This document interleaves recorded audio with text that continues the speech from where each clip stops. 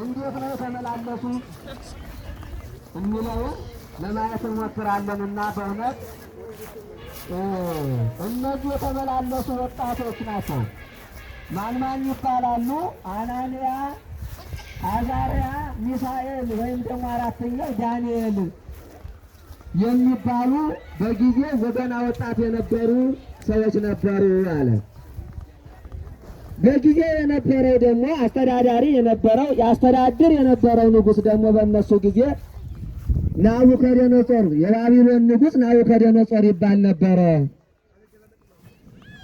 ስለዚህ ናቡከደነጾር ከሌላው ጋራ ቅኝት ባደረገ ጊዜ ሌላውን ቦታ ወደሱ እያደረገ እንዲሁም ደግሞ ሰዎችን ደግሞ እየማረከ ወሰደ አለ ወደ ባቢሎን። ስለዚህ ከዚህ ከተማረኩት ወጣቶች መካከል እነ አናንያ፣ እነ አዛርያ፣ እነ ሚሳኤል፣ እነ ዳንኤል ነበሩ።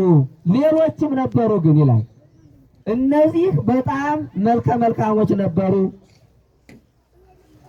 የንጉሥ ልጅ ነበሩ ይላልና እነሱን ደግሞ በተለይ ደግሞ መረጥ አድርጎ ወደ እኔ እንድታስጠጓቸው እነዚህ የመሳፍንት ልጆች ናቸውና እንዳይቸግራቸው፣ እንዳይርባቸው፣ እንዳይጠማቸው ከእኔ ሁሉ ከተዘጋጀው ሁሉ ምግብ ሁሉ እየሰጣችሁ እያቀረባችሁ ለ3 ወር ስልጠና የከለዳውያንን ቋንቋ እንዲያውቁ እንድታሰለጥኗቸው ብሎ ኃላፊ ሾመላቸው ይላል። ስለዚህ እነዚህ ወጣቶች በእግዚአብሔር የሚተማመኑ እግዚአብሔርን የሚፈሩ ነበሩና ያ ከንጉሥ የተላለፈለት ኃላፊ እንደተባለውም ጋዳለ ጾሙ እንጂ ከዚያ ንጉሥ ከሚመገበው ምግብ ሁሉ እንዲያዝዝላቸው ከጠጁ ሁሉ እንዲቀዳላቸው ሲነግራቸው እባክህ ወንድማችን ሆይ ፈቃዳችን አይደለም፣ እምነታችን አይፈቅድም ብለው መለሱለት ይላል። አይ የንጉሥ ትእዛዝ ነውና በእውነት ይህ በራሴ ላይ ማስፈረር ነው።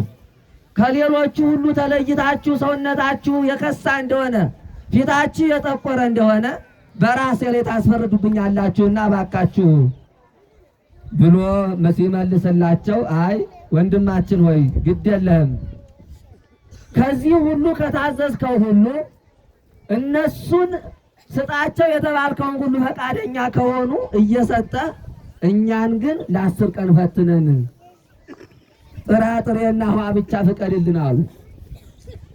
በእውነት ሰው በእህል ብቻ በእግዚአብሔር ቃል እንጂ እንዳለው ሁሉ በእውነት ሰው የሚኖረው የሚጸነው በእግዚአብሔር ቃል በእግዚአብሔር ረድኤት መሆኑን የተረዱት ወጣቶች እኛን ውሃ ብቻ ፍቀድልን፣ ጠጁ ይቅርብን፣ ጉመው ይቅርብን እባክህን ብለው ያንን የተመደበላቸውን ጠየቁት፣ ለመኑት ይላል። እስቲ የምን ቸገረኝ ከሆነላችሁ አይደለም በእውነት 10 ቀን ቀርቶ ለ1 ቀን የሚውል የለምና ሞክሩት ብሎ ሰጣቸው ይላል። ስለዚህ ለ10 ቀን ሁሉ 10 ቀን ሙሉ በእውነት ውሃ ብቻ ለማስወረጃ እየተጠቀሙ ጥራጥሬ ብቻ እየበሉ ለ10 ቀን ከዛ ጠጁን ከሚጠጡት ጉመውን ከሚበሉት ጋራ አውጥቶ ሲያሳያቸው በእውነት እነሱ በልጠው እነሱ አምረው እነሱ ወፍረው ተገኙ ይላል። እስቲ ልብላችሁ እግዚአብሔርን አመስግኑ። አሁን እግዚአብሔርን ከያዙ በእውነት የሚሳን ነገር የለምና ስለዚህ ደግሞ ሰይጣን ደግሞ አያርፍምና እንደዚህ አርገው ያሸንፉት ደግሞ አዎ እነዛ ንጉሱ ለሚጠይቀው ጥያቄ ሁሉ ቀረቡ ነው የሚለው። በእውነት እግዚአብሔር አምላካችን ደግሞ ከነበራቸው እየጨመረ ሞገስን ሰጣቸው ይላል። ማስተዋልን እውቀትን ሰጣቸው ይላል። በእውነት ለሁላችንም እውቀቱን ማስተዋሉን ያድለን። አዎ እኛም የሚጎለን የሚታየው በእውነት ሕዝብዬ እውቀት ከማጣቱ የተነሳ ጠፍቶብኛል ይላል በዚህ በትንቢተ ሆሴዕ። ዛሬ እንደምንተራመሰው በእውነት ማስተዋል እየጎደለን እውቀት በእውነት አብዛኛው ከእውቀት ማነስ ሊሆን ይችላልና በድጋሚም ማስተዋሉን ዕውቀቱን ያድለን። ሞገስን ሰጣቸው፣ ዕውቀትን ጨመረላቸው፣ ማስተዋልን አደላቸው ይላል። በእውነት ከዚያ ንጉሡ ላሰበው ጥያቄ ሁሉ እየቀደሙ ገና እሱ ሳይናገረው በእውነት ምን ሊል እንዲያሰቡ ሁሉ ማን ከነሱ ጋር ስለሆነ እግዚአብሔር ከነሱ ጋር ስለሆነ በእውነት ደስ አሰኙት ይላል። ያን ንጉሡ ዛሬ ሃይማኖት ካለ በእውነት ከማንም ጋር እኮ ለምን ተደነምን አይደለም። ከማንም ጋር ማንም ቦታ መሪ ያስፈልጋል። ግን ሃይማኖትን አጥንቶ ነው እግዚአብሔርን ይዞ ነው ወገኖች።